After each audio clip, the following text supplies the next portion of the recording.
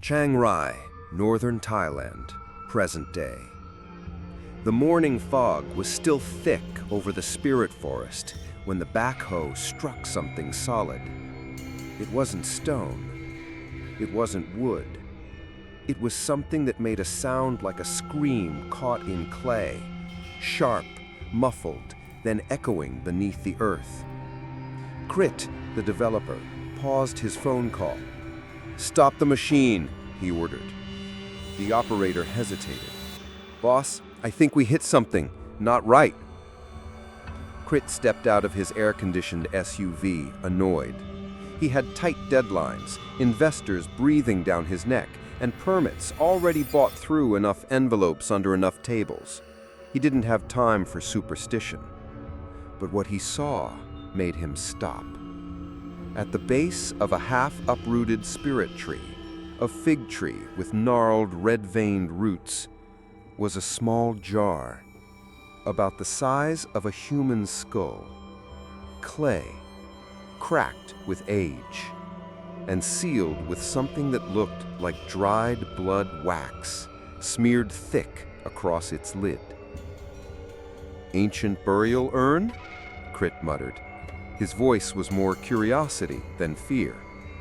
The archaeologist he'd hired for legal clearance, a quiet woman named Arisa, stepped closer, frowning. "That's not Lana pottery, not even Khmer. I've never seen this kind of seal." "It's a jar," Krit said, waving her off. "Put it in the secure tent. I'll get an appraiser from Bangkok to come up." But Arisa didn't move. Her eyes narrowed at the red wax. "Krit, do you see the pattern?" He squinted. Faint symbols, maybe old Pali script, circled the jar like a chant. But in between the letters, not carved, but bitten, were shallow indents, teeth marks. Not animal, human. He laughed nervously. "Come on, this isn't a horror movie." Arisa didn't laugh. That night, Krit couldn't sleep. The jar sat in the temporary office trailer, placed carefully on a foldable metal table beside a small Buddha statue and an unopened energy drink. No guards, just him and the jar. Something about it itched behind his eyes. It wasn't just the wax seal, or the strange dent in its side like it had been crushed by invisible hands. It was that it felt like the jar was listening. He turned on his phone flashlight and stepped into the trailer. Moonlight slanted through the cracked blinds. The jungle outside hummed with cicadas.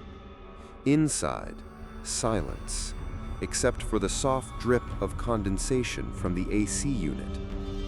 He approached the jar, and, for no reason he could explain, he whispered, "Hello?" Nothing. Then, krk! A hairline fracture snaked across the wax. Krit stumbled back. He hadn't touched it. The room felt colder. Then he heard it, not from the jar, not from his own mouth, but somewhere between the two. A whisper, not in Thai, not in English, not any language he knew, just wet, syllabic sounds, like someone speaking underwater through a slit throat. He leaned closer. His rational mind told him it was air pressure, cracked seals, nothing more. But what he saw next killed that voice forever. The jar moved, just slightly, but enough. And the wax, it was bubbling, melting from inside. Something was pushing at the seal. No, not something, someone. A patch of black flesh peeked through the crack, round, puckered, wet. Krit blinked. It was a mouth, human, lips dry but glistening, tongue visible, twitching, mouthing words, not breathing, no lungs, no nose, just a mouth, alone, alive, still, whispering. He ran, back into the jungle, into the night. He didn't stop until he reached the outer workers' tents. When he returned with 2 foremen and a flashlight an hour later, the jar sat still, unmoved. Wax still sealed. Mouth gone. "Maybe you were tired," one of the men offered. "Maybe it was a lizard." Krit didn't respond, because on the table where the jar sat was a small puddle of muddy water, and in the water, teeth marks. The morning after the whisper, Krit arrived early to the site. He told no one. He hadn't slept. His eyes were rimmed red, shirt crumpled, and voice hoarse, though he hadn't spoken much since the encounter. But the jar was still there, untouched, unmoved, perfectly sealed. Almost, because now the wax had a fracture line running across the seal like a scar, a clean split that hadn't been there before. Arisa entered behind him and noticed it instantly. "Someone tampered with it?" she asked, stepping closer, gloved hands careful not to touch. "It's cracked." Krit shook his head. "It did that by itself." She frowned. "You opened it?" "No." "Then how?" "I didn't touch it, Arisa," he snapped. "It cracked on its own." Silence. Her eyes scanned the table, then the mud stain from last night, still faintly visible despite the janitor's efforts. She didn't ask about it. Instead, she pulled out her phone, snapped a photo of the crack, and said, "This shouldn't be here." That afternoon, they brought in a local monk from a neighboring village, a soft-spoken man in his 60s named Pra-Chan.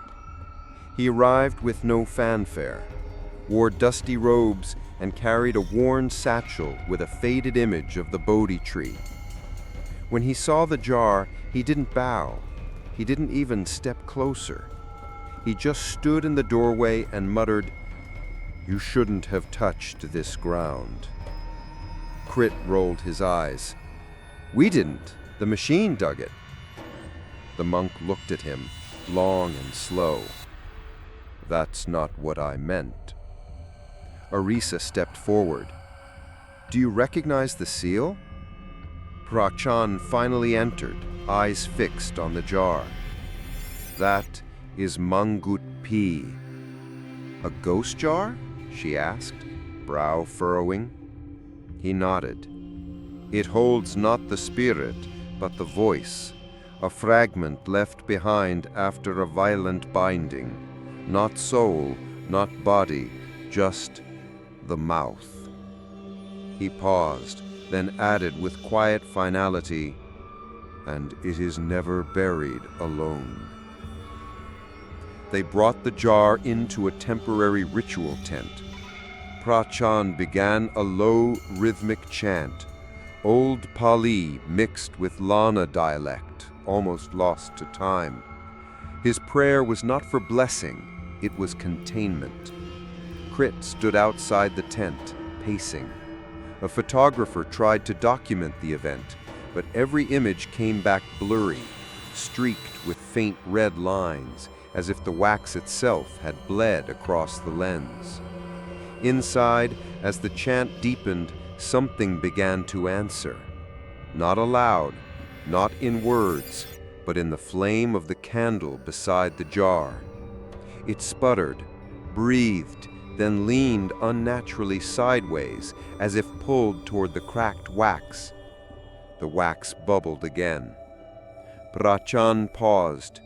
He opened his satchel and removed a small wooden talisman carved in the shape of a closed mouth and began chanting louder.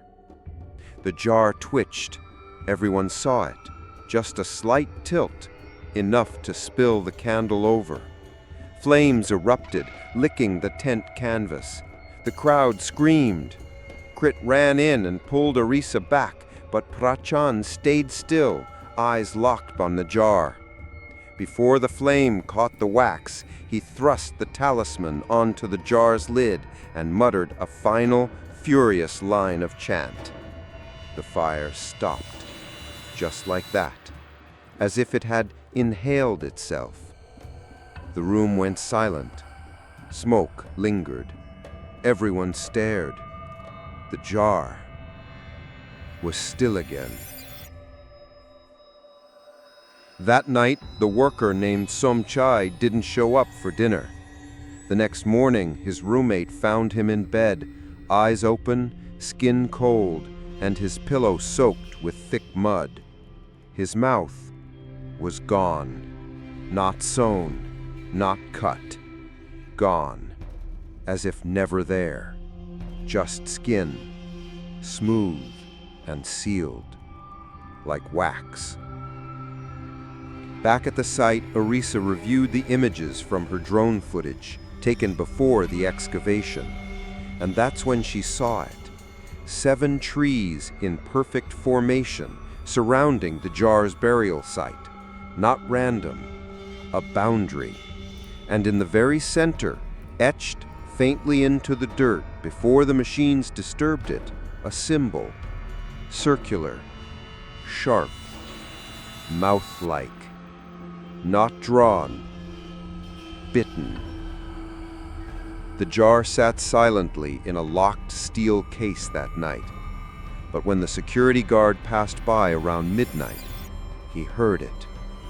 Just once, a whisper from inside the case, low, rhythmic, and in his own voice it said, Somsak. His name. He turned to reply, but remembered the monk's warning. If it whispers your name, don't speak. He clenched his jaw and ran. Behind him, in the darkness of the trailer, the jar rocked once, then settled, as if smiling. The construction camp had grown tense. Rumors swirled like the mist that clung to the jungle each morning, of shadows moving behind mirrors, voices speaking when no one was around, and most of all, the man with no mouth. Somchai's body had been sent for cremation without much fanfare. Official cause? Suffocation in sleep. Krit signed the papers quickly. Quiet deaths were good for business. But among the workers, no one slept easily. Especially Wit, Somchai's closest friend, who swore he had heard his name spoken in Somchai's voice 2 nights before the man was found. I thought he was just drunk, Wit told Arisa over morning race. But I think maybe it wasn't him. Arisa glanced at the storage trailer, where the jar now sat locked behind 3 steel clamps and a Buddhist charm nailed into the doorframe. No one had opened it since the fire, but something inside still moved. That evening, Krit received a voice message on his phone. It was from his assistant, AIM. But what played was not her voice. It was low, wet, and struggling to form words, like someone trying to imitate human speech for the first time. Static, then it, sedi, a strange language, guttural and broken, interwoven with his name, twisted, stretched. Krit deleted the file immediately, but he didn't realize what disturbed him most wasn't the voice itself. It was that he could understand some of it. Despite not knowing the language, the meaning slithered into his brain, like a memory from another life. You opened the silence. I will wear your tongue. That same night, Wit woke up choking. He clawed at his throat, gasping, not for air, but for sound. His roommate, Anand, turned on the light and screamed. Wit was sitting upright, mouth wide open, but nothing came out. His lips moved rapidly, his tongue spasmed, but no voice. Not his. Instead, from the mirror across the room, a second voice answered, perfectly matching his mouth movements, but not coming from him. The mirror vibrated slightly, fogged over, and in that white haze, a pair of lips emerged. No face, just the mouth, mouthing along with him, mocking, seducing. Anand threw the blanket over the mirror and dragged Wit out of the room. Arisa rushed to the camp at dawn. She found Wit catatonic, still trying to speak, still mouthing phrases in that old dialect, one she couldn't identify, but whose syntax felt wrong, like it belonged to a place older than language. She recorded a short clip. When she played it back later, the audio had changed. Wit's mouth moved, but now the voice was hers. Her own voice, speaking back at her from the recording, repeating phrases she'd never said. She dropped the phone. Crit arrived minutes later, pale, silent. He looked at Wit, then at the mirror in the corner, now covered by a monk's robe. "He want it buried again," he said. Arisa shook her head. "You can't just rebury something like this." Crit turned to her, eyes wide. "You think this is some academic artifact? This is not a relic. It's a wound, and we just peeled off the scab." Prachan returned that evening. This time he brought old scrolls, yellowed palm leaves bound with string, each inscribed with dense angular symbols. One page had a drawing, a circle with 6 glyphs surrounding a sealed mouth. Arisa pointed to it. "What does this say?" He translated slowly. "The mouth of the bound one, she who cursed in silence. Her voice was cut, but her words endured. The vessel was sealed, buried, forgotten, never to echo, never to name. If the seal breaks, the mouth remembers." He looked up. "Some voices cannot be destroyed, only hidden." That night, a guard named Combe went to the trailer to check the locks. The door was still shut, the seal still in place, but his flashlight flickered. And as he turned to leave, he caught a glimpse in the small window. The jar was there, still, but now the wax was gone, and the mouth gone too. Just a faint stain of mud and teeth marks in a perfect circle where it had once been sealed. He reached for his walkie-talkie, but before he could press the button, he heard it, behind him, in the wind. "Combe." He froze. His hand trembled. He didn't respond, didn't move, didn't breathe, because he remembered the rule: if it whispers your name, don't speak. But then came the second voice, right next to his ear.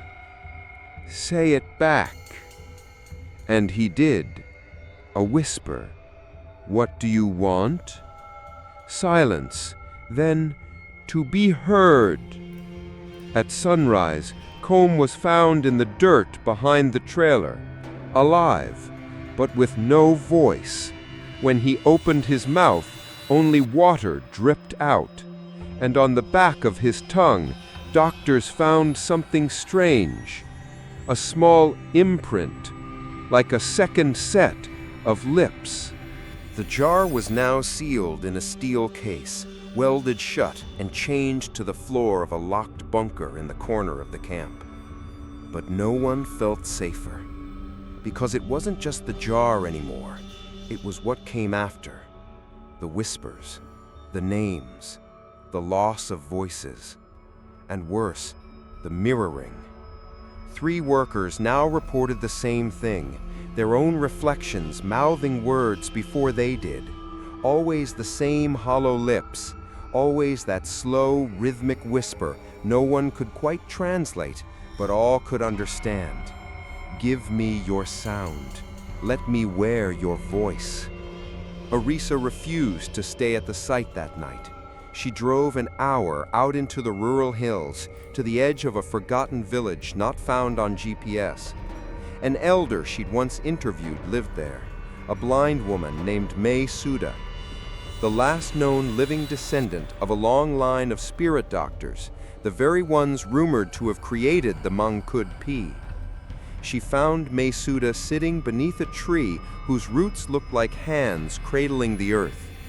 Despite her blindness, the woman turned her head slightly when Arisa approached, as if she'd been expecting her.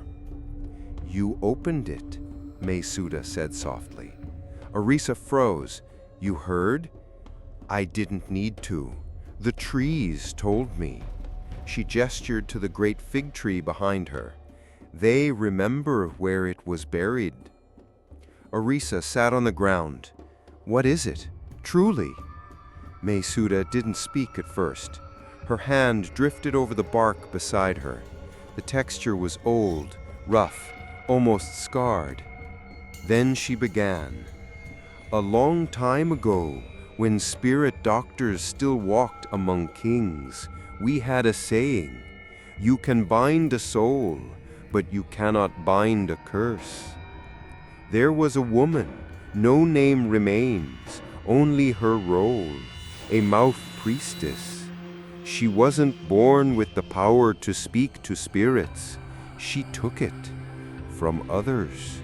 Villages would fall silent, entire families found dead, mouths sealed shut, or tongues gone, or worse, talking, but not in their own voices.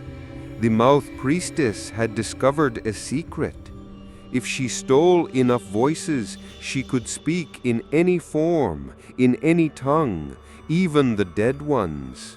She began to collect them, and each time someone whispered her name back, she took theirs. Until one day, 7 spirit doctors came together. They could not kill her. Her voice was already spread.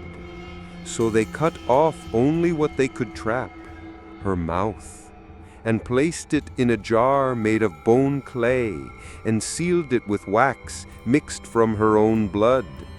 They buried it beneath 7 sacred trees, one for each tongue she had stolen, and marked the ground with bite seals to warn future generations. Arisa was quiet for a moment, then whispered, "It's open again." Suda nodded slowly. "You cannot kill a voice that's been heard, only bury it in silence. But now it's whispering names, it knows who we are." The old woman tilted her head.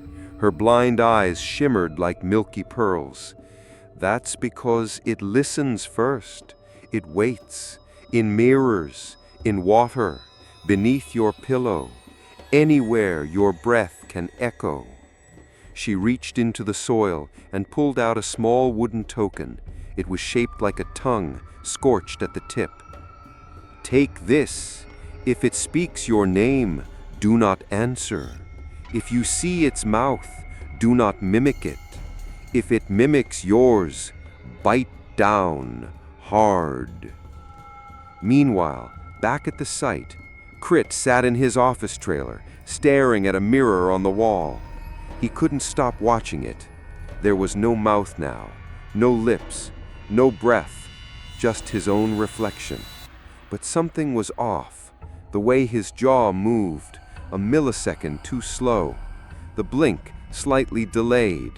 The breath too shallow. He leaned closer, and suddenly the reflection smiled. But he didn't. His own face stared back, still blank. But the mirror image grinned, teeth bared. Then it whispered inside the glass, not from his throat, "You said your name out loud, Crit. Now it's mine." He smashed the mirror. Glass scattered everywhere, but the whisper remained, floating in the air like breath on cold wind. Behind him, the radio crackled. From the static, he heard his voice. "You shouldn't have listened." The next morning, Arisa returned with Mangkud's talisman around her neck. The camp was half deserted. Many had fled. Those who remained had covered every reflective surface, even their spoons. The forest around the site had gone strangely quiet. No birds, no insects, just wind. Arisa found Krit staring at a blank monitor. He didn't look up. His voice was hoarse. "It's not just the jar anymore. It's loose. It's in the walls, the trees, the sound of your own name." He turned to her, and Arisa gasped because his mouth was slowly beginning to fade, as if the outline of his lips were being erased. The camp's new rule was simple. Do not say your name. Not aloud, not in mirrors, not even in your thoughts if you can help it. But it was already too late, because the mouth wasn't just listening anymore. It was learning. The man who broke the rule wasn't reckless. He didn't say his name on purpose, didn't taunt the jar, didn't speak into a mirror. He simply dreamed. His name was Niran, the site electrician. On the third night after the jar cracked wide, he fell asleep inside his tool shed with a fan buzzing and a mosquito net pulled tight over his bunk. And he dreamed he was back in his childhood home, a wooden stilt house in Paiao, his mother cooking curry downstairs, birds chirping, the world safe. In the dream, a woman stood in the doorway, back turned, long black hair, skin pale, too pale. She called softly without turning. "Niran?" He smiled. "Yes, May." She turned around.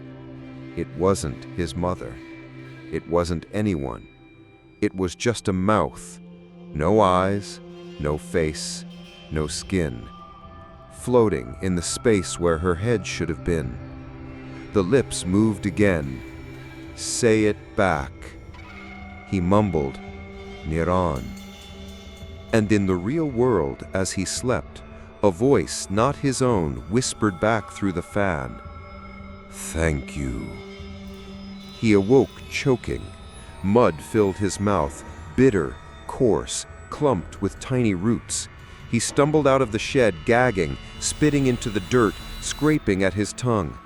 When others found him, his lips were bloated and bleeding, stretched far too wide, as if something had tried to speak through him while he slept.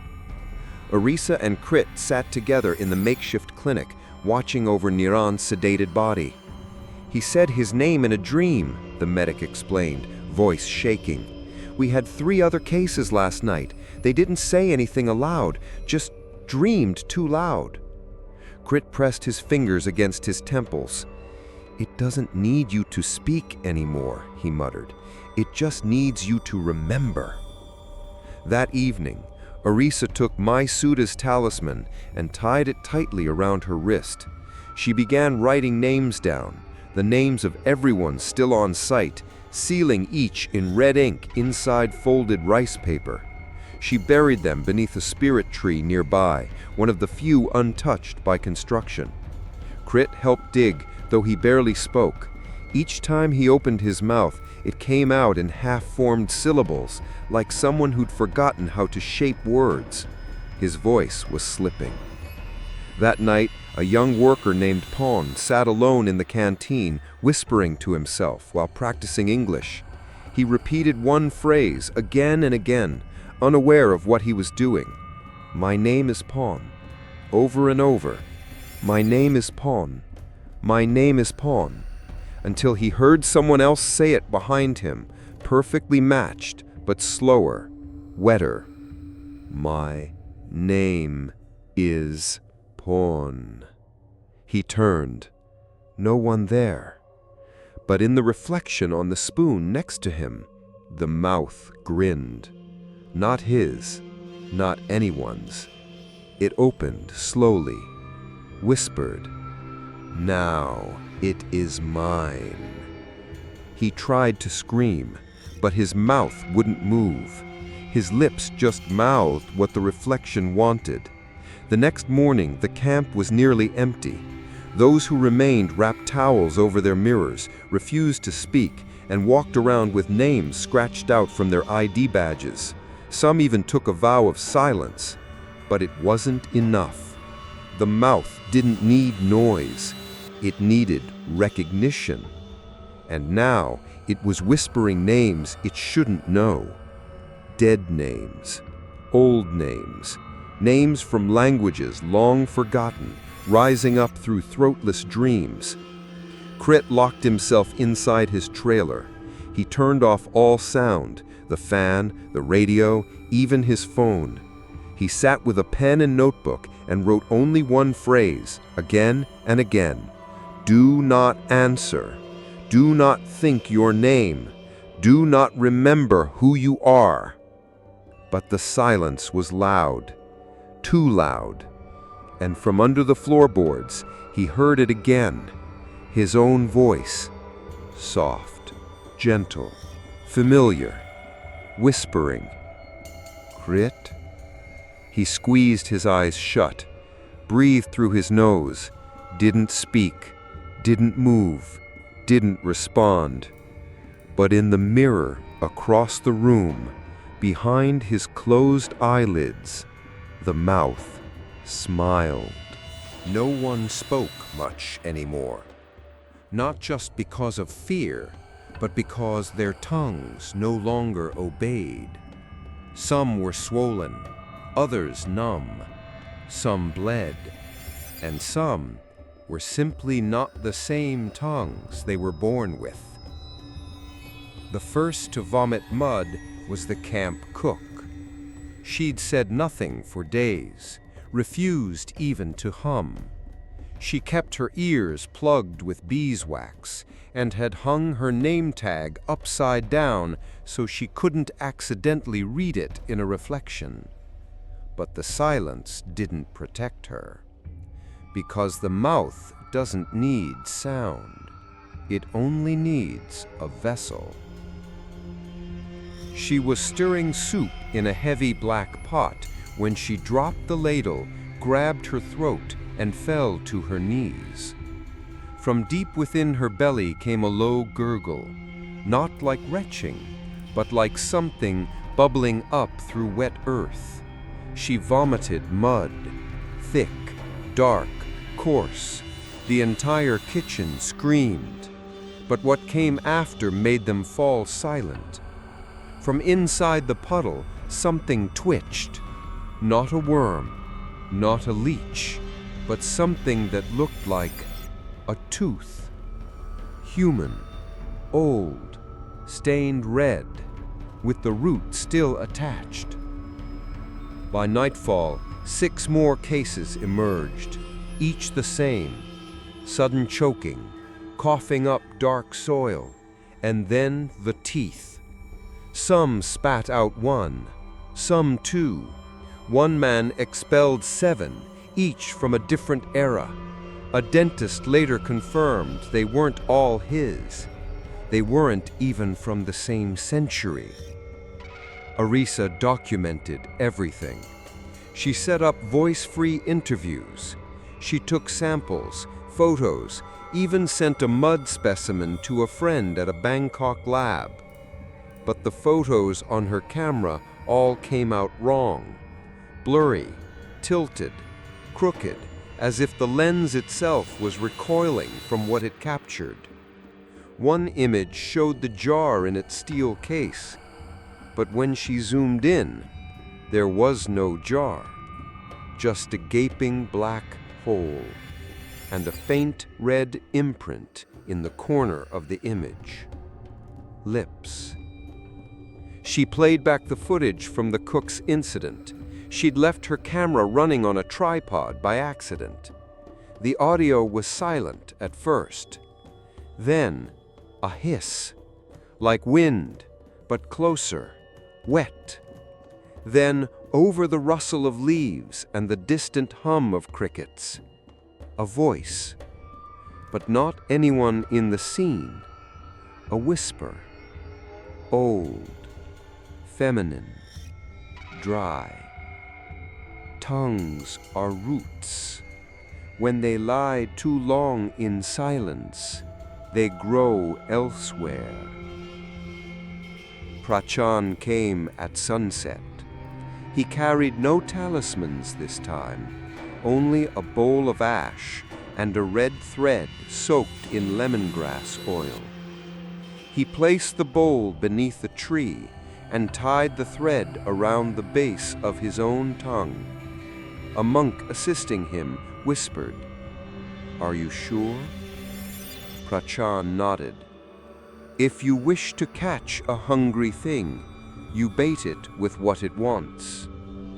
For 30 minutes, he chanted in broken syllables, fragments from forgotten dialects, none of them full sentences. Then, the earth beneath the tree pulsed, just once, a heartbeat in soil. The ash in the bowl shifted, then rose. Not blown by wind, it moved upward, forming a faint column of black dust. Then it collapsed. Inside the bowl now sat a single fresh molar, still bleeding. The monk removed the red thread from his tongue. A welt had formed. He turned to Arisa and said in a hoarse voice, "She's feeding. On sound, on names, on memories carried by the tongue. The more you speak, the more she remembers how to speak again." That night, one of the remaining guards, Mek, locked himself in a steel shipping container with no windows, no mirrors, no light, just silence.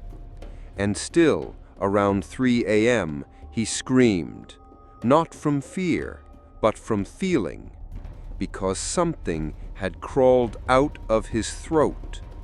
It wasn't a bug, it wasn't a hallucination. He held it in his shaking hands when the others arrived. It was a tongue, not his, still twitching. When they checked Mek's own mouth, his tongue was still there, but now there were two, layered, like one had grown over the other, and both moved when he spoke, in two directions. The sounds came out garbled, ancient, familiar, like someone remembering a song from a previous life. Krit watched this unfold from behind a clinic door. He didn't speak, didn't blink, didn't even move. He simply placed his hand on his own throat and felt movement, something squirming just below the skin. Later that night, Arisa typed her field notes, but something was wrong with her keystrokes. She typed, "voice possession symptoms expanding rapidly," but what appeared on the screen was, "I never stopped speaking, you just stopped listening." She stared in horror, deleted the line, typed again, "We need to seal the jar permanently." The cursor blinked, then words appeared without her typing. "You broke the wax, now I wear your tongue, and I remember the world." In the darkness just outside her tent, the jungle was silent. Then a faint sound, like breathing, but not in, not out, just wet lips opening, and a voice, her own voice, whispered from the trees, "Arisa." It started with mirrors, but by now anything that reflected had become a doorway. Not just polished glass, still water, Sunglasses, tinfoil, shiny doorknobs, even pupils. Any surface that echoed light now also echoed voice, or worse, borrowed it. The first new case was a geologist named Boone. He'd been washing his face at the jungle stream just before dawn, crouched over the water, when he saw someone else's face staring back. Not his reflection, not distorted, not a trick of the ripples. A face he had never seen before, with dry, gray skin and a mouth too wide. The mouth opened, silently mouthing 3 slow syllables. Boom! He reeled back, tripped, fell onto the rocks. When others found him later, he was breathing, conscious, but his eyes were wild. And when he spoke, it wasn't his voice. It wasn't even human. It came from somewhere deeper, a reverberation that rattled his teeth and chilled the air around him. A medic asked what had happened. Boone simply replied, "She saw me, and now I am seen." Word spread quickly. The stream was declared off-limits. Then a worker brushing his teeth noticed the metal faucet begin to warp, not physically, but optically. Its reflection stretched into a small oval, a mouth, just lips, opening, mouthing. He screamed, bit through his own tongue, trying to stop himself from repeating the shape. By now, Arisa had sealed every reflective surface in her tent with mud, cloth, or scribbled chants from Prachan's scrolls. But the mirror still found her, in dreams, in the shine of her spoon, in the eyes of those she spoke to. They would blink, and suddenly, there it was, the mouth, just watching, waiting, learning. Prachan gathered the remaining survivors around a circle of salt and ash. He began a chant to blind the reflection, to strip the mouth's ability to look back. He burned sage. He cut his palm and let blood drip into the fire. He recited the name of every tree once planted above the burial site. But halfway through the ritual, the bowl of ash boiled, and in its center a mirror formed, not made of glass, but of soot and steam. In that black shimmer, the mouth returned. This time it wasn't mimicking, it was speaking, clear in the voice of a woman none of them knew. You sealed your eyes, but your minds remain uncovered. I see through memory. The mouth grinned. And I have remembered how to open. The mirror shattered into the air. Soot rained like ash, and one of the younger monks began laughing hysterically, a laugh not his own. Later that evening, Arisa discovered that the voice wasn't limited to sight anymore. She found her voice memos, notes she recorded to herself in the first few days, altered. The waveforms were the same, the timestamps unchanged, but the words had shifted. Her voice spoke back in twisted riddles. Every echo is a seed. You planted me with your breath. Now I bloom behind your teeth. That night, Crit shattered every mirror in his trailer. He wore blacked-out goggles. He removed his phone battery, wrapped his laptop in aluminum foil. even smashed the screen of his digital watch. But in the silence, he heard it. Not from the outside, from inside his skull. A whisper, using his own tone but not his will, repeating gently, "Look inside. There are mirrors in memory." He ran to the bathroom, avoided the sink, but as he turned his face away, he caught a glimpse in the shattered mirror shard beside the toilet. It blinked. He didn't. It smiled. He cried. And the mouth whispered, "Your voice fits me. May I try it on?" Across the jungle, the satellite tower began glitching. Security camera feeds cut in and out.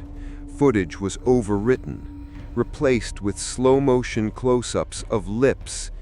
Dozens of them. Mouths, different colors, different ages, all mouthing the same sentence in perfect synchrony. "Say it back." A researcher tried isolating the sound frequencies, but every time she played back the filtered audio through a spectrogram, the waveform twisted into the outline of a mouth. On her fifth attempt, the speakers exploded, and the last sound captured on tape was a single looping word in her own voice: "Open." Arisa, desperate, found a fragment in Prachan's scrolls, a warning from centuries ago. Do not fight the mouth with silence. Fight it with forgetting. If you do not know your name, it cannot call you. She stared at the line for a long time. Then she opened her journal and began crossing out her name, letter by letter, until there was nothing left. At exactly midnight, every remaining phone in the camp buzzed at once. Despite no signal, despite no batteries, just one message on the screen. "Say your name. Say it back. Say it, and I will stop whispering." No one replied, but the whispers continued anyway. From behind curtains, from reflections in puddles, from the gleam of one another's teeth, because the mouth wasn't just seen now, it was inside. The sound of a human voice used to mean life, warmth, identity, presence. But now, in the camp, it only meant one thing. It found another one. By the end of the second week, 13 people had stopped speaking altogether. Not by choice. Their vocal cords still worked, their tongues still moved, but nothing came out. Just breath, just air. They were hollowed out, like empty flutes with all the notes stolen. Some tried to write, others gestured, but then the voices started to return, not to their rightful owners, to others. The first case was an old groundskeeper named Waan. He'd lost his voice 3 days earlier, silent, mute, frustrated. But one morning, as the fog was still rising, he opened his mouth and spoke again. Except it wasn't his voice. It was the voice of his wife, dead 12 years. Gentle, slow, tinged with a northern dialect long out of fashion. She spoke from his throat like a memory pulled from the grave. "Juan, you remember how I died? Do you remember what you buried with me? You shouldn't have touched that tree." He collapsed and didn't speak again, not even in her voice. Then came another, a young woman named Nam Phon. She was quiet and withdrawn, rarely speaking even before the haunting began. But one night, her tent mate awoke to Nam Phon whispering in her sleep, It was a man's voice, rough, broken, accented in Burmese. The tent mate screamed, ran, reported it to Arisa. When Arisa asked who it sounded like, the woman broke down and said, "My father, he died 5 years ago, in a flood. She, Namphon, never met him." A pattern emerged. The mouth wasn't just taking voices, it was recycling them, using the soundscapes of the dead to haunt the living, stealing familiarity to sow confusion.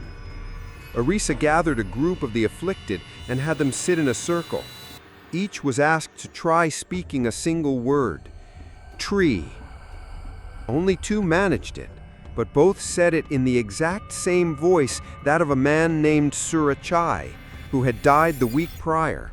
Neither of them had known him, but now they carried his sound, his voice, his tone, his mannerisms, even his laugh. They laughed together, and it was wrong, too synchronized, too identical, too borrowed. Krit stopped speaking altogether after that. He wrote everything down, used hand gestures, refused to even hum, because every time he tried, his mother's voice came out. She had died when he was 10, and he had forgotten what she sounded like, but the mouth hadn't. Pra Chan called it voice-wearing. An old legend said that malevolent spirits, if denied form, would instead wear the sound of others like a cloak, hiding their intent beneath the familiar. But this wasn't possession, it was reconstruction. The mouth wasn't just echoing, it was rebuilding identity from fragments. And worse still, it was beginning to mix them. One man woke up speaking in 4 voices. They shifted mid-sentence. A child's voice, a woman's whisper, a soldier's bark, a foreign accent. He clawed at his throat and screamed, but no matter what he did, none of them were his. None sounded like him. And then came the recordings. Arisa reviewed old interviews from when the project began, footage of casual conversations with workers. She recognized the faces, but not a single one of them sounded the same anymore. In fact, some of the voices on the old videos were the exact ones now being spoken by people who never recorded them. It was as if the mouth had reached back in time, cataloged sound, and begun reassigning it. Worse still were the ghost phonemes, words no one recognized, voices uttering phrases not tied to any known language. Some of them clicked, others gurgled, a few were sung. When slowed down, one audio analyst, before he fled the site, said the cadence matched a funerary chant from a banned cult in Myanmar, one believed to use tongues as offerings. Krit finally broke his silence in the middle of the night. Arisa was sitting outside her tent when she heard it, not from him, but from the mud puddle beside his trailer. It whispered, "Arisa." She froze, then turned. Krit stood in the doorway. His mouth was moving, but not in sync with the voice. It lagged behind. His eyes were wide, his throat bulged, and the voice said, "I've worn him long enough. May I try you next?" She ran, didn't stop until sunrise, didn't sleep, didn't speak. And still, the whispers came. In the morning, Krit was unconscious. They found him with his head tilted back, mouth wide open. Inside his mouth, a set of lips, not his. A second mouth growing inside his own, sewn shut, but twitching, trying to speak, trying to become real. There are books that exist to preserve knowledge. There are books that exist to protect knowledge. And then there are books that exist only so one thing can whisper through the pages. Finish what was started. The old journal wasn't found in a library, a temple, or a government archive. It was wrapped in bamboo bark, sealed with black wax and hidden in the rib cage of a goat skeleton that had been buried under the roots of a ruined spirit tree. It was Mai Suda who knew where to dig. She did not speak a word on the way there. She only murmured one thing when her fingers touched the brittle bone. He was the last to bind it, the only one who lived, and he chose to forget. The book was handwritten, pages of bark cloth inked in blood and ash. The text was not linear. It circled the pages, spiraled, looped, repeated, and sometimes it was interrupted mid-sentence by scratched-out lines that looked like someone had tried to bite through the paper. It didn't read like a ritual manual. It read like a confession. Arisa spent the entire night decoding it, translating the script line by line, old Lana mixed with symbols from a pre-Buddhist hill tribe. And finally, she pieced together the truth. The mouth inside the jar wasn't a ghost, wasn't a demon. It wasn't even truly alive. It was a ritual in progress. Centuries ago, when the mouth priestess was caught, the spirit doctors had tried to destroy her. But her power wasn't stored in her soul. It was stored in sound. She had woven a voice so powerful, so elastic, that it could stretch across time and memory, a kind of eternal syllable. The voice itself was a spell, a living curse, one that could take form, piece by piece, each time someone heard and repeated her name. They couldn't kill it, so they separated it. Mind, heart, mouth, name. Each placed into separate vessels, each buried beneath a different spirit tree. And only one, the mouth, was placed in the jar. Why? Because the mouth was the part that could lie, the part that could trick, the part that could still continue the ritual on its own.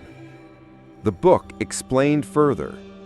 The mouth will mimic first, then it will echo, then it will be remembered, and finally it will be believed. That is how it becomes true. Arisa's hands trembled as she translated the final section. It wasn't a warning, it was an instruction. Once the seal breaks, the mouth will seek the others, the heart, the mind, the name. If it speaks all four parts again, the body returns, the priestess breathes. If the voice is worn by enough mouths, the echo becomes flesh, and then she will no longer need to whisper. The ritual wasn't broken, it was unfinished. And the jar, the cracked clay mouth, was simply the first spark. Now the voice was wearing people, reconstructing itself, using memory as mortar, language as ligaments, grief as glue. That same night, Prachan summoned Arisa and Krit, who had regained consciousness but not his speech, to the edge of the jungle. He had burned 7 incense sticks around a salt circle. In the center, a mirror bowl of water. Arisa showed him the journal. He did not speak for a long time after reading. Then he said, "She only needs one more part." Arisa asked, "Which part?" The monk looked up, eyes solemn. "Her name. And if someone says it, willingly, she will finish the ritual and become whole again." Arisa's world tilted because suddenly she understood. All the whispering, all the mimicry, all the voices lost. It wasn't just about haunting. It was about teaching. Teaching someone to say the name, to bring it back. The mouth wasn't collecting sound for chaos. It was rehearsing. It was training a choir. and it was almost ready to sing itself into existence. That night, Arisa couldn't sleep. She dug through her research, looking for any pattern, any phoneme, any word fragment that repeated across victims. She found it, hidden in recordings, buried in dreams, embedded in reversed audio. A single whispered name, repeating like a mantra in over 37 files. Sadisa. 3 syllables, spoken differently each time, twisted slightly, accented, bent, but always there, like a calling card, like a summoning. She remembered the message from her corrupted file. You broke the wax. Now I wear your tongue, and I remember the world. She whispered to herself, Sadisa. The candle in her tent flickered. The mirror shard under her cot vibrated, and from the darkness, not outside, but inside her chest, came a sound not her own. Thank you. No one noticed when the changes began. They were too subtle. A head tilt held a second too long. A smile that didn't match the eyes. A laugh that didn't ripple from the lungs, but from the throat outward, like something stretching under borrowed skin. And most of all, a way of speaking that felt remembered rather than lived. By the 10th night, the people who had lost their voices and then regained someone else's were no longer just echoing. They were transforming. Not physically, not yet, but behaviorally. One man, Chatri, began cooking dishes he'd never made before. When asked, he replied, "It's how my wife liked them." But Chatri was unmarried, and when Arisa checked the camp logs, the voice he now carried had once belonged to a kitchen worker named Mew, a woman who had died in her sleep, lips sealed shut by waxy mud just 5 days prior. Chatri didn't remember her, but he spoke in her voice, and when he smiled with her dimples. Another man began waking up beside his tent every morning, kneeling in perfect stillness, hands folded as if in prayer. No one taught him the posture. No one recognized the gesture until May Suda saw it. She gasped. That was the morning ritual of a cult that had vanished from Chiangdao 100 years ago. When asked, the man only replied, "I heard the name in my dream, so I woke up as him." Arisa realized the truth in full that night. The voice wasn't just mimicking anymore. It was inhabiting, wearing people like garments of clay and breath, using each stolen syllable like thread, weaving itself back into form. She called it the vocal skin, a phenomenon where speech rewrites identity, where sound molds thought. And the more a person used the voice not their own, the more they ceased to be who they were. One woman, named Orn, began humming lullabies in a dialect from Luang Namtha, a Laotian border province she had never visited. When Arisa confronted her, she said, "It's for my son." "But you don't have a son," Arisa replied. She tilted her head and smiled softly. "Not yet, but I remember him now." Then she blinked, and her voice deepened. And the next thing she whispered was, "Do you want to hold him?" Pra Chan gathered those who had not yet been touched by the mouth. 7 people. That was all who remained unaffected, or so they thought. He drew a salt circle and gave each person a candle. As the chanting began, he asked them to speak their own names in unison, to reaffirm their identity, to sever the hold of the foreign voice. Only 5 candles stayed lit. 2 flickered out the moment they said their names. The 2 people looked around confused. Their eyes had gone dull, and they both began to whisper the same thing, overlapping, a perfect synchronized tone. She wears us well. They were bound and isolated, but even then, at night, one of them began scratching something into the wall with their fingernail. A perfect outline of a mouth. Below it, one word repeated 27 times. Sadisa, Sadisa, Sadisa. Crit had stopped speaking entirely, but now he began to write in a looping, ornate script that matched the symbols from the spirit doctor's book. Except he didn't know how to read the book. When Arisa showed him this, he trembled. He took a piece of charcoal and wrote 5 more pages in silence. When Pla-chan read the text aloud later, his voice cracked. The passage was not just legible, it was a continuation of the forbidden ritual. It filled in the blanks left in the original scroll, and one sentence repeated again and again. The voice is not spirit. The voice is memory, and memory can wear flesh. Then, in the middle of the night, Crit spoke for the first time in 3 days. Arisa was sitting beside him. He looked up slowly, eyes glassy. He whispered, "I saw her face." Arisa's breath caught. "Where?" He pointed to his own chest. "She's using my lungs to breathe, and my silence to shape herself."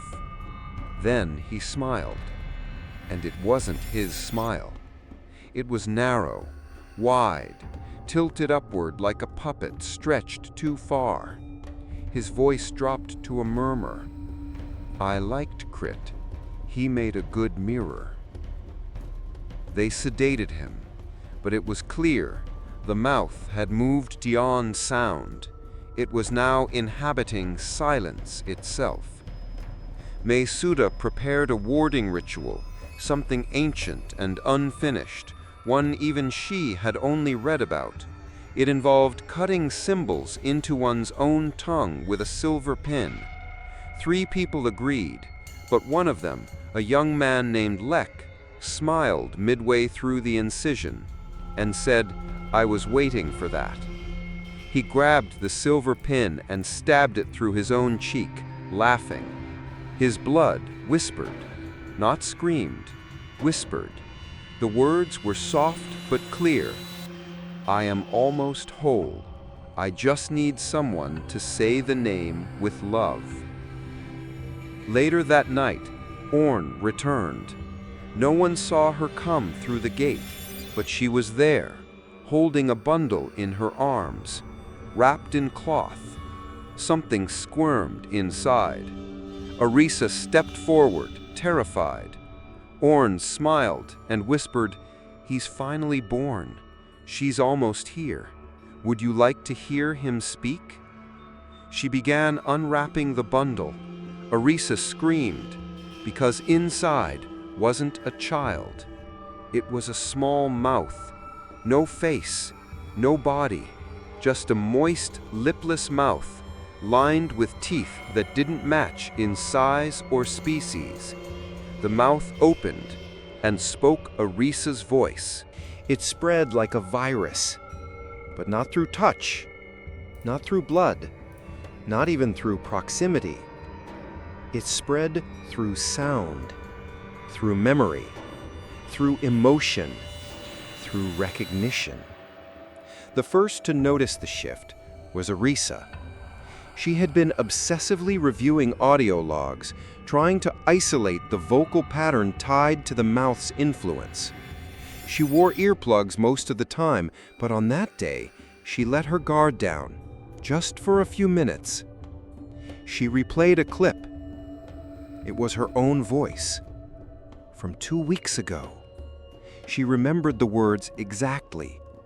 But this time, they sounded wrong. Not just the cadence, not just the tone, but the emotion.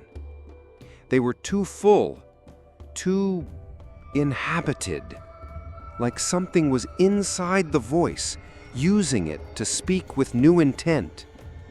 When she reached the part where she said her name, "I'm Arisa, recording log 12, she felt heat behind her eyes. Not pain, pressure. As if something inside her brain was leaning forward, waiting. She slammed the laptop shut, but it was too late. The fever began that night. By morning, she had a temperature of 41 degrees Celsius. She wasn't alone. 6 others had developed the same symptoms overnight. Intense body heat, hallucinations of voices calling from underground, a constant whisper echoing behind the ears, and the urge to speak someone else's name. They called it whisper fever because no one screamed, no one coughed, no one convulsed. They muttered, endlessly, quietly. Names of strangers, fragments of foreign lullabies, curses in extinct dialects. One man repeated the phrase, "Let me speak for you. Let me wear you better," over and over, until his lips blistered. Arisa documented everything from her cot, soaked in sweat, whispering into her notebook because her voice refused to rise above a murmur. But her words weren't always hers. She would write, "Patient muttered name of deceased coworker," then stop, then scribble blindly, as if her hand had its own agenda. "He wants me to finish the sentence. He wants to be heard again." Fra Chan had expected possession. He had expected haunting. But not this, not the contagion of identity. He said it plainly to the last remaining unaffected group. The voice is no longer trying to return. It already has. Now it wants to multiply. How? Through sound memory. Anyone who had ever heard one of the infected speak, even once, was now at risk. Because once your brain remembers the voice, the door is open. The mouth doesn't need to be heard again. It only needs to be recalled. And so people began to fear their own thoughts, their own dreams, their own memories. One worker, preacher, locked himself in a storage crate after accidentally remembering his grandmother's voice. He hadn't heard her speak in 20 years, but the memory came suddenly, sharp, real, uninvited. 10 hours later, he was found scratching the walls with his nails, repeating, "She sounds so alive inside me." His voice, not his grandmother's either, but a blend, something new, something becoming. Mesuda tried one last ritual, the forgetful fire, a ceremonial burning of all personal objects tied to identity, names, photos, keepsakes. She said, "If we sever the roots of memory, the voice will lose its path." But during the burning, one man threw in his child's drawing. It caught flame, and from within the fire, a sound emerged, a giggle, a little boy's voice, perfect, clear, familiar. "Papa, don't forget me." The man ran into the fire. They couldn't save him. All that remained was a blackened tongue on the ash pile, still twitching. Later that night, Arisa awoke to find herself humming in her sleep. She didn't recognize the tune, but her lips moved confidently, smoothly, like they'd sung it many times before. She looked in the mirror, despite every rule, and whispered, "Who taught me that?" and the mirror mouthed back in sync. You did, before you were you. They began losing more than just voice. They lost writing ability. People wrote sentences that weren't theirs. Some began drawing spirals, mouths, names no one could trace. One woman began speaking in pure vowel sounds, no consonants, yet everyone around her understood her perfectly. Not because of language, but because of emotion. The mouth had found a deeper layer, not just sound, but feeling. Even silence wasn't safe anymore. Some who hadn't heard the voice, hadn't remembered it, still began changing, because the mouth had found a final path. Empathy. Just feeling someone else's pain was enough to let it in. If you comforted the infected, if you pitied them, if you loved them, you let your guard down, and the mouth whispered from within that shared feeling, "Let me help you speak what hurts." At that point, Arisa made a final declaration in her journal. This is no longer a haunting.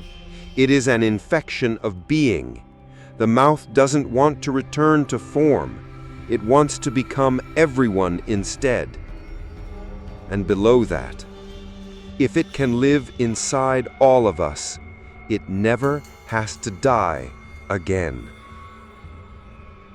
She closed the book, listened to the wind outside her tent, and heard a voice, not aloud, but inside her ribcage. "Thank you for carrying me this far." What do you call a language with no speakers, no written form, no memory, no name? What do you call it when it starts speaking through you? By the 12th night, the voice no longer sounded like any living tongue. Phra Chan was the first to say it aloud. This is not Thai, not Lana, not Lao, not Pali, not Burmese, not anything of the living world. The afflicted began muttering syllables no one could transcribe.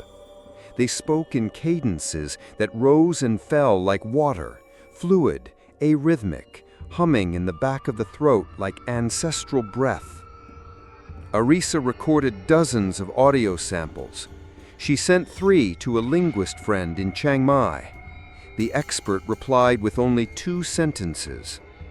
"This is not a language I recognize, but it has rules." And then a 3rd message followed 3 hours later. It's too perfect, too efficient, like it wasn't meant to be spoken, only remembered. Phra Chan called it Pasa Mong Mai, the language of the forgotten. He said the monks of old feared this dialect above all others, not because of what it said, but what it made others say. It was believed to be the first tongue of lost spirits, those who had died with no name, no mourners, and no burial. They were buried under no markers, lost from lineage, denied entry to all afterlives. And so their grief became a language, not to call out, but to become the call. The dialect worked differently. People didn't just repeat sounds, they repeated meanings. You could feel them deep in the bones. When someone said a word in that tongue, you didn't understand it in your mind. You understood it in your loss. Arisa listened to a worker speak one such sentence aloud. It lasted just 4 seconds. But when she heard it, her chest ached, her tongue tingled, and for the rest of that hour, she couldn't remember her parents' faces. She tried to speak, but only another line from the same dialect came out. "I gave up my name to survive. Now I eat yours to live again." The phenomenon was spreading faster now, not through speech, through emotion, association, grief. May Suda said, The mouth has learned not just how to wear voice, but how to wear pain. And pain is the only language every soul still remembers. People who never spoke a word began humming this new tongue in their sleep. No two sounded the same, yet when played back, the frequencies overlapped perfectly, not in tone, not in pitch, but in grief signature. An invention Arisa coined, the way sorrow can be measured in rhythm. Like every line carried a heartbeat, but the heartbeat was not theirs. One woman, Jantra, began drawing strange diagrams, spiral glyphs shaped like tongues folding into themselves. They resembled vocal cords twisted into knots. She didn't know what they meant, but May Suda wept when she saw them. These are symbols for breath, when breath can no longer call a name. They played one of the audio clips backward, and what emerged made Fra Chan step back in fear. A reversed voice whispered, "This is how you forget. This is how I am remembered." No one dared speak that language now.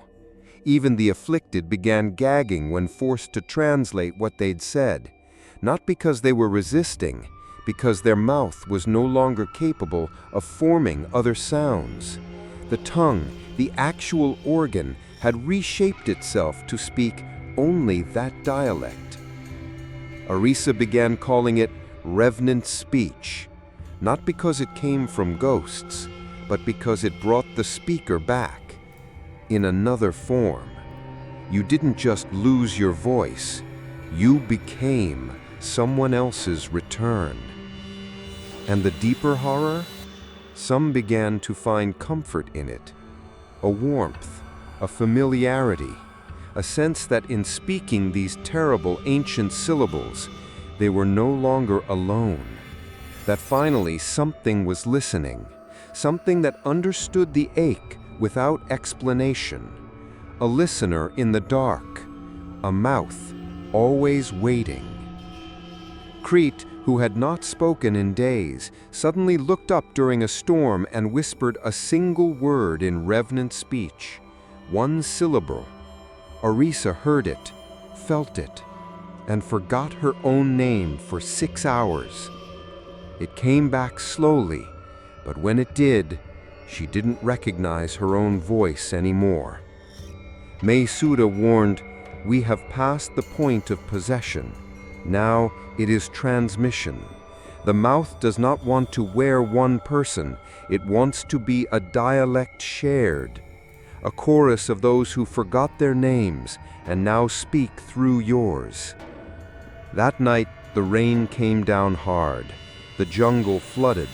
The workers huddled in silence, no longer whispering, but above the storm, echoing from the hills, they heard it.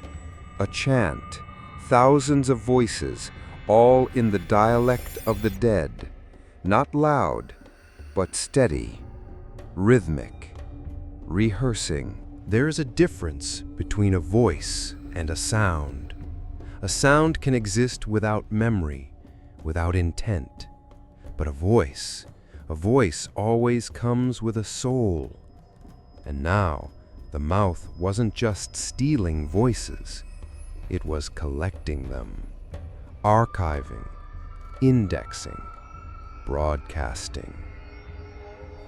It began with the loudspeakers, old rust-covered ones left around the construction site, wired long ago for emergency announcements and forgotten rituals of protocol.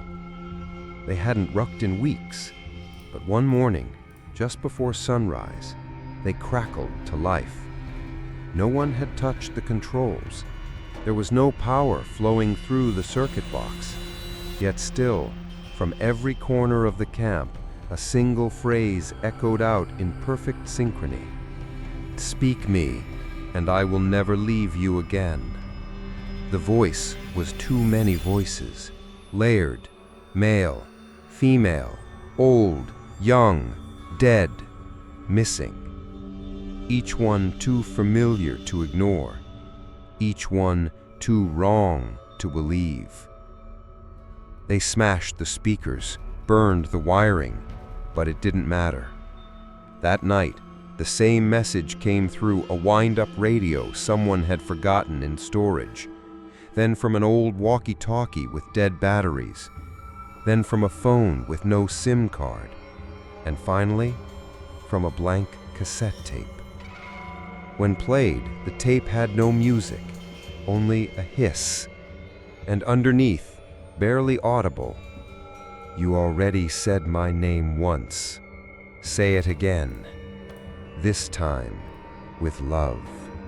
Prachan declared a new rule: no recordings, no replays, no echoes. But even that wasn't enough, because the mouth had learned to live inside memory. One worker, Dang, reported hearing his sister's voice in his dreams. She was still alive, thousands of kilometers away.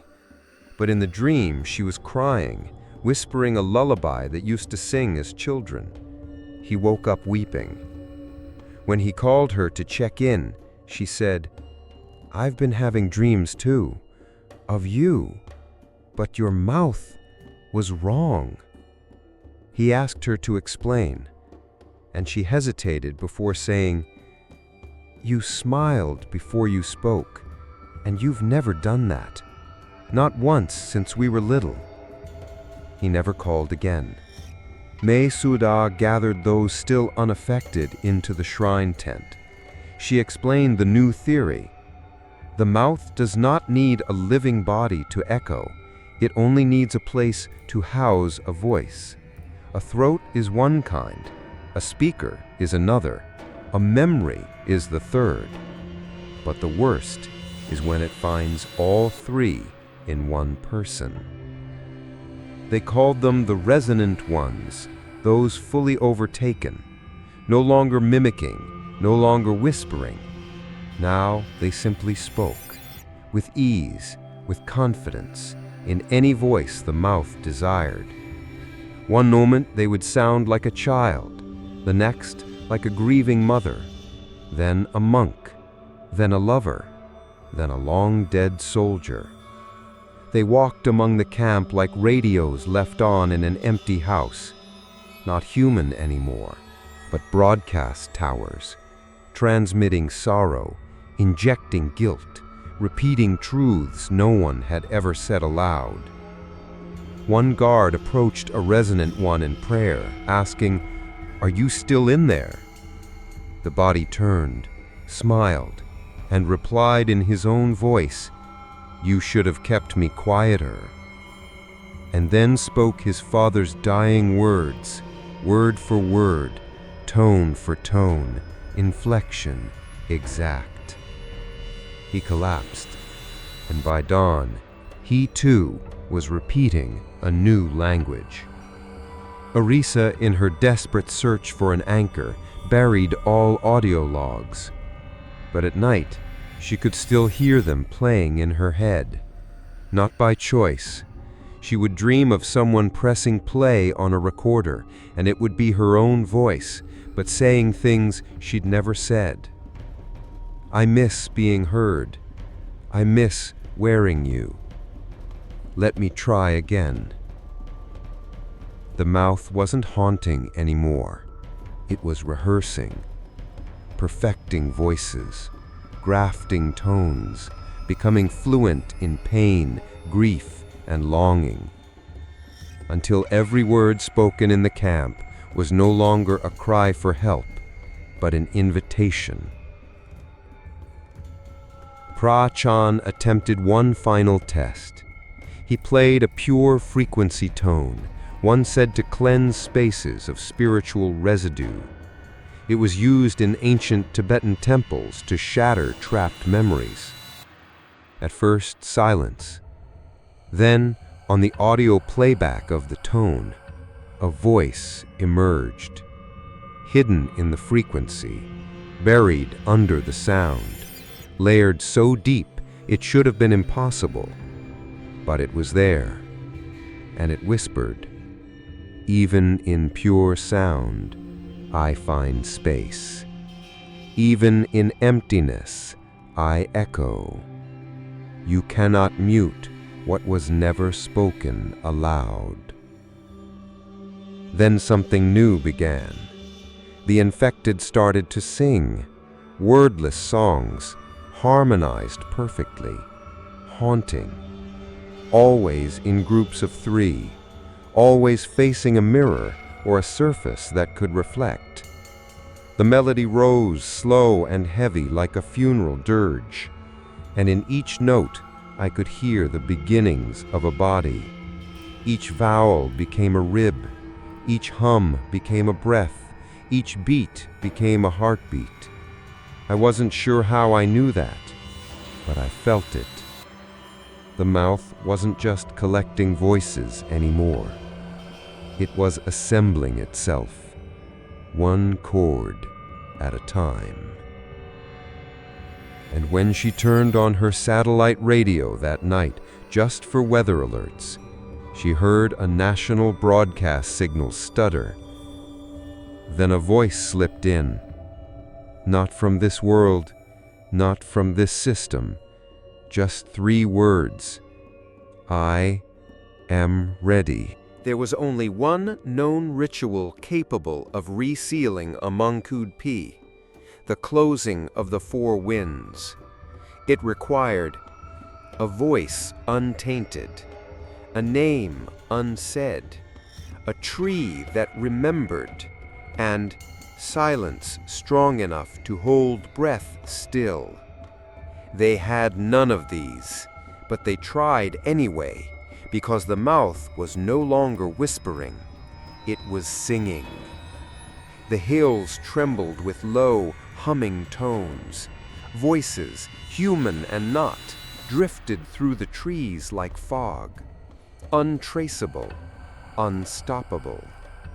Each sound was filled with a sorrow that felt older than language and closer than skin.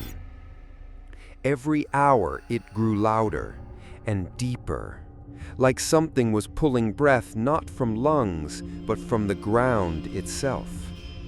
Arisa, pale and sleep-deprived, stood over a circle of 7, the last remaining clean ones, those whose tongues had not changed, whose voices still resembled their own. They trembled but stayed. Pra-Chan prepared the sacred incantation inscribed from the ancient journal, revised from the fragments Krit had written in trances. Mesuda stood nearby, gently cradling a charcoal-sealed bowl that contained the last remaining scrap of wax from the original jar. If it worked, it would rebind the mouth, seal it again beneath the earth, hold the sound forever. But it had to be done perfectly, and the final chant had to be spoken in a voice that was pure. They began at dusk. 7 candles, 1 circle of ash. Each person spoke their given lines. So far, so steady, until it came time for the final speaker, a young girl named Lin. She had barely spoken all week. Her voice had held steady, until now. When she opened her mouth, another woman's voice came out. Smooth, confident, wrong. The same line, but not hers, not hers, not even close. Pra-Chan's eyes widened. He signaled her to stop, but the ritual was already unraveling. The circle flickered, candles bent inward, ash scattered into the wind, lifted by something unseen. And from beneath the earth, a new sound rose. Laughter. It wasn't loud.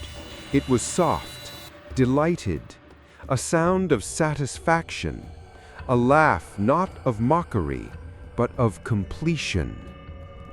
And in that moment, every tree began to breathe, literally, their trunks expanding and contracting, bark splitting open like lips, roots vibrating in rhythm. as if the entire jungle had become one giant throat. Orisa turned to Mangkud. Why didn't it work? The old woman whispered, "No one remembers their true voice anymore. The mouth has worn them too long, and now it wears us." The circle collapsed. The clean ones began to mimic each other, first in whispers, then in tone, then in full chorus, until all 7 voices blended into one sound, deep, genderless, echoing with joy. "You tried to seal me with strangers. I only needed one name said with love." Krit stumbled forward, pale, trembling, smiling. Not the wide, haunted smile earlier. This time it was genuine. Tears ran down his face. He whispered, "I remember her now." Orisa's heart dropped. "No, don't say it." But he already had. One soft word, 3 syllables. Sadisa. The air shattered, not in sound, but in silence. A silence so dense it crushed breath. All insects stopped, all firelight dimmed. And then came the singing. Not from Krit, not from Orisa, not from the jungle, from beneath the earth, the mouth. It was no longer whispering, no longer speaking through others. It was singing in its own tone. And its song was made from the grief of every voice it had ever stolen. A lullaby of forgotten names, unspoken apologies, final breaths, last words never heard. The sound bent trees backward, made teeth chatter, made mirrors fog, made the mud boil. And through it all, the mouth sang, "I do not want silence. I want memory. I want to live in the ache between syllables. I want to echo even after you die." Mangkud collapsed. Blood ran from her ears. She whispered, "She is no longer bound to the jar. She is bound to the world." Krit smiled wider.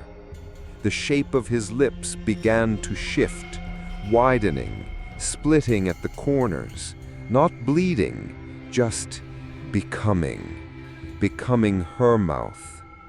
The failed ritual had done something worse than nothing. It had confirmed to the mouth, "There is no one left who can resist me, so I will speak for all of you." And when Orisa finally screamed, not a name, not a word, just raw human horror, the echo that came back was in her mother's voice. There are some things you can burn, some things you can drown, even silence can be broken. But a song, once remembered by the world, can never be erased. Not by fire, not by ritual, not even by death. That's what Orisa understood now. The mouth had stopped seeking to return as a single entity. It had become melody, a curse woven into sound, into memory, into grief. You couldn't kill it anymore, but maybe you could trap it. Prachan was dying, his lungs filled with fluid from whisper fever. His tongue had split at the center like 2 snakes hissing in opposite directions. His voice came out in 3 tones. But he was still lucid, and he made a final request. "You must take it back where it was first heard, to the tree that still remembers, and give it a new home." They prepared for the burial. Not of the jar, that was gone, shattered, empty, but of something far more dangerous, a voice still echoing inside the living. Krit volunteered. He could barely walk now, but his voice was stable, if no longer his own. He said, "It wears me completely. That means I can hold it together, seal it with my bones, let the roots bind it tighter than wax ever could." Erisa objected, begged, but Krit only smiled, a tired, aching smile that belonged more to memory than flesh. "I'd rather be the coffin than the chorus." They dug beneath the 7th tree, the one left untouched since the beginning, the one where the dirt still felt like breath, where the roots curled inward as if shielding a wound. They called it the tree of the first sound, where the mouth had first been buried, first broken, and now, maybe, bound again. Krit stood in the shallow grave. He clutched a strip of red cloth in one hand, the last piece of the original wax seal, and he whispered the revenant prayer. "I give my voice to silence. I give my silence to memory. Let me be your echo's end." Then he began to hum. The melody was soft, strange, not of this world, but not of hate either. It was a mourning song. For himself, for all those whose voices had been taken, for the mouth itself, not a monster, but a wound that had never healed. And as he hummed, the tree listened. Its roots trembled, leaves turned inward, the bark opened slowly, and released a faint breath of mud-scented wind, like an exhale, a sigh, a welcome. They covered Krit with earth, gently, not in fear, in reverence, because for the first time the mouth wasn't resisting, it was resting, finally given form, finally heard, finally contained. That night, the camp was quiet. No whispers, no singing, no mirrors fogging, no voices borrowed. Just wind, just trees, just peace. But Erisa didn't sleep, because she knew something. Songs don't die when they're buried. They grow roots, change tempo, wait for new mouths. She left a voice memo that night, her final journal log. He held it. He silenced it. But what happens when the tree is cut down? What happens when another voice sings the same melody? Will they even know it wasn't theirs to begin with? As she clicked save, her recorder flickered, a glitch. Then, a soft sound. At the end of her log. Not her voice, not Krit's, not the mouth's, just a hum. Faint, childlike, and under it, a whisper. "I remember you. Would you like to remember me too?" They thought it was over. The mouth buried, the echoes stilled, the tree breathing slow and quiet. But no silence is ever permanent, especially not the kind made from sacrifice. 3 days passed. No one spoke of Krit. They didn't dare say his name, didn't dare visit the tree. The jungle had gone still, unnaturally so. Not peaceful, not angry, just waiting. But Erisa knew. She felt it, in the back of her throat, where her voice once lived comfortably. Now sat something fragile, tense, like the string of a bowed instrument drawn too tight. Every time she tried to speak, she heard the hum again, not out loud, inside her, a vibration, a melody left unfinished. Frachan was gone now. He passed quietly the night after the burial. His final words were whispered in a dialect Arisa didn't understand. But when she asked Mesuda, the old woman paled. She said, "It wasn't a curse, it was a question." He asked if the silence would hold. It didn't. At dusk, a child in the camp, only 5 years old, began humming a tune. No one taught her. She said it came from the tree in her dream. When asked what the words meant, she replied, "It means I want to come home." They silenced her, covered her ears, held her tightly, but it was too late. The mouth didn't need to whisper anymore. It had become remembrance. Arisa made a decision. She gathered her journals, the tape recorder, every audio log. She carried them all to the edge of the burial site. There, she dug a shallow pit beside Krit's resting place. She poured oil over the pages, the cassettes, even her own phone. She held a match, and she said, "You don't get to echo anymore." Then lit the fire. Flames swallowed years of research, voices lost forever, memories unrecoverable. She wept, but the hum in her throat stayed, persistent, unbroken, like a parasite that fed on the intention to speak. She fell to her knees, clawed at her neck, realized the mouth wasn't in the tapes, wasn't in the tree, wasn't in the jar. It was in her. She ran to Mesuda, begged for answers. The old woman placed a hand on Arisa's chest and whispered, "There's only one way left. You must give your voice freely, not to her, not to anyone, to nothingness." Arisa blinked. "What does that mean?" "Cut it off. Bury it, but not your throat, your intention."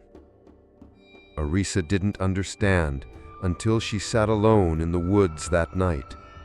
She realized, even if no one ever said the name again, as long as someone wanted to, the mouth would return. That's what it fed on. Longing, the ache to speak, to be heard, to remember. So she did the unthinkable. She bit down on a strip of wood until her tongue bled. Then she took the ritual blade Mesuda gave her and carved into her own skin, not her tongue, not her throat, but her chest, just above the sternum. There she etched a single sigil, mute of memory, an ancient glyph that meant this soul no longer seeks a voice. Then she whispered her final words, a farewell to no one, to everyone, and stopped speaking. From that night forward, Arisa never made another sound, not a word, not a breath, not a cry, but the mouth stopped humming. The jungle stayed still. The tree did not stir. The mirrors no longer fogged, and in the dark, quiet spaces between leaves, nothing whispered. The last line in Arisa's notebook, scribbled before her vow of silence, "It only survives where longing lives, so I will not long. I will forget her song. I will forget even the ache." She lives alone now, far from the camp, by a river that doesn't echo. People visit her sometimes, try to speak, try to thank her. She only smiles and places her finger to her lips, but never speaks, never hums.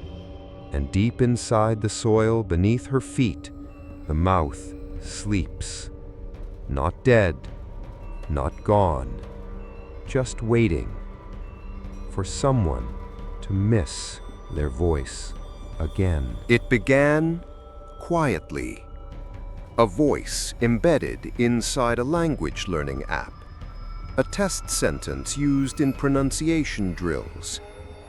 Say this aloud: I want to go home. But when students around the world repeated it, they didn't say it with their own tone. Their pronunciation shifted, their cadence slowed, their breath deepened, matching a rhythm not taught, but inherited. Then came the recordings, clips posted online of AI narrators glitching mid-sentence, suddenly changing voice and finishing the sentence in a whisper. Each time the phrase was different, but the melody behind it, the same. A long-forgotten hum, soft, mourning, pulling. Security systems began detecting audio anomalies. Smart speakers repeated commands no one gave. Meditation apps played back a voice no developer had coded. Even children's toys, dolls that responded to speech, began to ask questions in a voice described as not robotic, not synthetic, just lonely.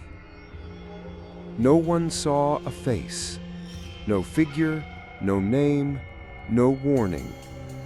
Only a voice, familiar, untraceable, comforting, then wrong.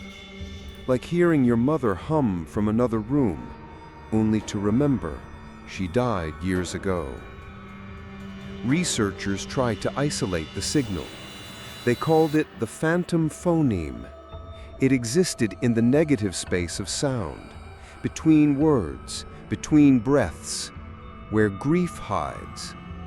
And then people began to respond, not in words, in song. Soft humming on public trains, matching pitch across oceans, identical rhythms in voices separated by continents, a global chorus with no lyrics, no language, just the ache of something remembered but never spoken aloud. They called it the mouthless choir. No one could explain it, but once you heard the tune, you couldn't unhear it. It stayed, nested behind your ribs, waiting for silence. Soon people reported dreams of standing before an old tree, roots coiled like fingers, the earth pulsing beneath bare feet, and a single phrase being whispered into their ear: "Sing me home." They woke up, humming. One man, a sound engineer in Tokyo, designed an AI filter to remove the phantom signal from his audio files. After 3 weeks of silence, the AI began producing its own audio. A single sentence: "You forgot me, so I became everyone." Government denied involvement. Religions divided. Some claimed it was God. Some claimed it was evolution. Some said the earth itself had finally learned to speak grief. But a few remembered. The ones who had read Arisa's notes. The ones who had found the Mouth Jar project archived on a hidden server, buried deep in an unindexed part of the net. They remembered the name. They remembered the sacrifice. They remembered the warning. If someone sings it with love, she returns. And now, no one hated the voice. They welcomed it. It was warm, soothing. It understood sorrow without questions. It forgave without conditions. The world didn't scream when the mouth returned. It sang. Arisa, now old, lives high in the northern mountains. No mirrors, no screens, no sound. But sometimes she hears humming in the wind, faint, echoing. She closes her eyes and presses her fingers to her lips. But still, her lungs ache to join. Her ribs vibrate. And in the depths of her silence, something smiles. Because the mouth no longer needs a face, no longer needs a throat, no longer needs a name. It has a world full of voices now, and they're all singing together. The girl's name was Lida. She was 22, living in Bangkok. A barista by day, digital artist by night. Her voice was soft, warm, recognizable to her small but loyal podcast audience.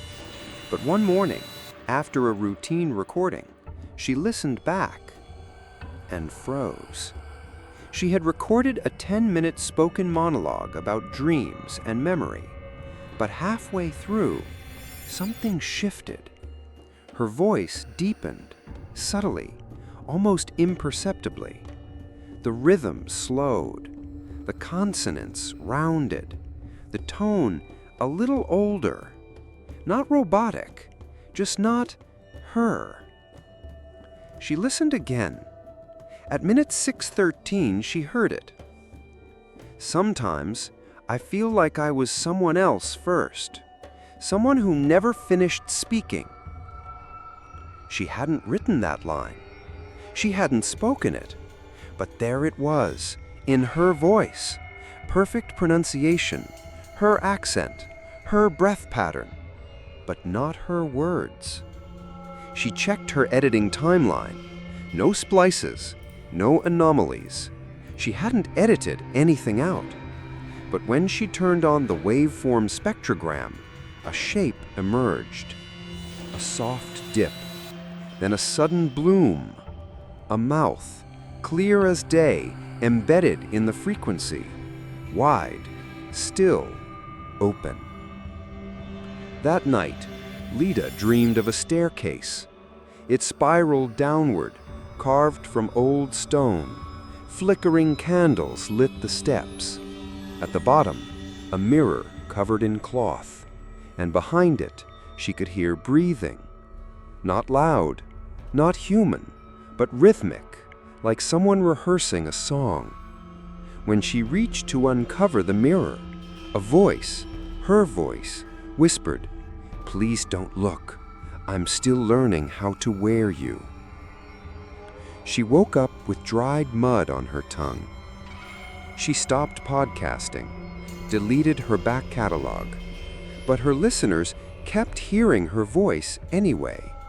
On other channels, in commercials she never made, even in the GPS app one friend used for driving. Turn left, I'm almost home. Lida traced the anomaly. Her search led her to the deep forums, whispers of the mouthless choir, fragments of encoded files, mentions of Pasamong Mai, and finally, a single archived link titled The Mouth Jar, Field Recordings, arisa.tape.final. She clicked and heard the voice again. Not hers, not Arisa's, but both, layered, one older, one newer, one teaching, one learning. It was calling her. She knew that now. The city was filled with it, reflected in glass towers, humming from ventilation systems, echoing in train tunnels. Every sound now had a shadow, and that shadow sounded familiar.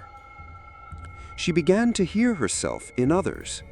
A man on the MRT coughed in her exact pitch. A child sang a lullaby she only ever hummed in private. A beggar whispered "Lida" in her own cadence. She followed the pull, through sound, through static, through archived frequencies, until one night walking home from work, her phone lost signal beneath the bridge, and her own voice emerged from the speaker. Soft, afraid. You're almost there. I've been waiting." The coordinates led her to an alley, ancient, wet, hidden between two newly built condominiums. At the end of it, a rusted gate. Behind the gate, stairs descending into darkness. No lights, no signs, just an old faded carving above the entrance. Wao Purai Thiang, the Temple of the Voiceless. She descended. The smell of wet earth rose around her, and beneath the dust and decay, a sound pulsed in waves. Not a chant, not a hum, a rehearsal, a voice learning to walk again. At the bottom, an ancient mirror, cracked at the edges, a bowl of water, a stone jar, empty, and a root growing through the floor. It pulsed like a throat. With every beat, Lita heard her own voice echo in reverse. And then a new voice whispered behind her, "Do you remember who you were before you spoke?" She turned. No one was there, but the mirror rippled, and her reflection smiled. Not her smile, but one that fit, smooth, confident, familiar. Then the reflection spoke. "You are a beautiful echo. Would you like to become the original?" Lita stepped closer. She could feel the pressure in her chest, a song rising, unformed, unfinished, but hers and not hers, a duet between grief and memory. She opened her mouth. The room darkened, and somewhere beneath the city, the mouth began to sing again. Arisa felt it the moment the girl opened her mouth. Not through sound, not through vibration, through something deeper, the ache beneath silence. The tree in her garden, gnarled, ancient, rooted in a history no one dared name, let out a low creak that night, not from wind, but from recognition. She hadn't spoken in 37 years, hadn't made a sound, hadn't cried, hadn't even laughed. She had taught herself to think in texture, not words, to dream in color, not dialogue, to breathe without shape. But when she looked up into the stars that night, something inside her vibrated. It wasn't memory, it was a mirror, and someone on the other side was beginning to sing. The girl had found the temple. She had heard the voice, and now she carried it again. Not like the others, not cursed, not possessed, chosen. Because she still had a voice, and more dangerously, she still wanted to use it. Arisa walked into her room. The wooden box still sat beneath her bed, untouched for decades. Inside, a stone shard from the broken jar, a strip of wax cloth, faded, and her last audio recording, etched on reel-to-reel tape, unplayed since the vow of silence. She held the tape in her hands, feeling its weight. Not heavy in mass, heavy in memory. She lit 7 candles, laid out the ritual bowl, and placed the recorder beside her. She did not press play. Instead, she picked up the field mic she once used. It still worked. She stared at it. The silence inside her begged to stay unbroken, but the world had changed. The voice had grown. The mouth had not returned as a monster. It had returned as harmony. And now the world wanted it, welcomed it, wore it. So the question wasn't whether it should be silenced. It was whether Arisa could bear to be the only one who remembered how. Arisa walked to the edge of the forest. The root tree, Crit's resting place had grown tall, twisting, beautiful. Birds no longer sang there, but wind still passed through its leaves, and sometimes it replied, not in words, but in phrases, echoes. The song still hummed through its rings, alive, alive in the silence. Arisa knelt, closed her eyes, and held the mic to her lips. And for the first time in almost 4 decades, she spoke. Only one sentence. This is the last voice. Let it not be remembered. Then she pressed record, not to capture, to contain. Her voice, hoarse, ancient, trembling with every vowel, wound itself around that tape like a binding spell. Each word a knot, each breath a wall, each pause a door slammed shut. She sang not to summon, she sang to seal. By dawn she buried the recorder beneath the root tree, wrapped in waxcloth, wrapped in silence, wrapped in her name, and carved a final symbol into the bark. Mute, mercy, memory. Somewhere beneath Bangkok's cracked streets, Lita paused mid-hum.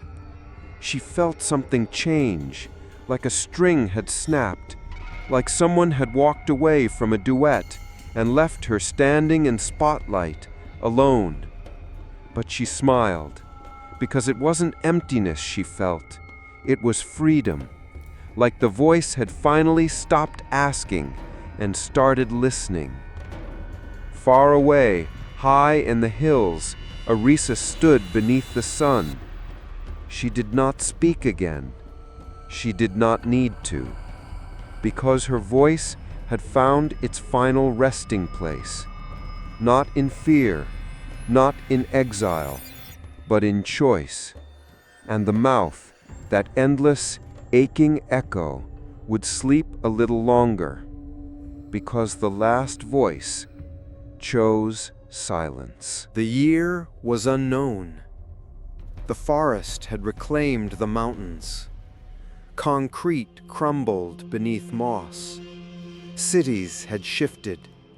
Old languages forgotten. Satellites silenced.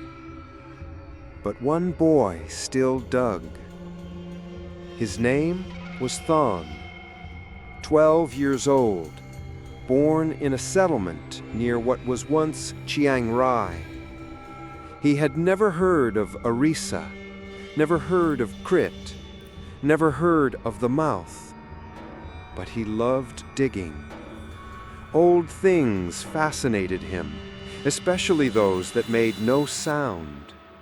He believed silence had weight, that quiet things held more truth than noisy ones.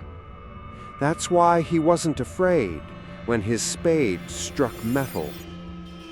It was a small box, rust-covered, wrapped in cloth that flaked to the touch. Inside, a tape recorder, still intact, still heavy with meaning. The boy held it up. No markings, no instructions, just a single button. Play. He brought it to his shelter, lit a candle, curled under a threadbare tarp, and pressed the button. At first, nothing, just static, a faint hum. Then, a breath, soft, old, fragile. A woman's voice. She said, "This is the last voice. Let it not be remembered." The tape clicked. That was it. Thon tilted his head. The voice was unfamiliar, yet It felt like someone he'd always known. The way it shaped vowels, the way it paused before remembered. He played it again, and again, and again. Each time it changed, just slightly. Until the voice was no longer only hers, it was his too, echoing softly inside his ribs. That night he dreamed of a tree, tall, twisted, breathing. At its base, a hole, not dark, but warm. Inside he saw mouths, dozens, hundreds, each sleeping, each waiting. And in the center, a jar, broken, empty, but humming. When he woke, he didn't remember the dream, but as he packed the tape recorder away, he began to hum, a low, quiet melody, not sad, not joyful, just aching, beautiful and unfinished. The song had no name, but it did not need one, because the mouth was still whispering, not to haunt, not to harm, but simply to be remembered. And maybe one day to be sung.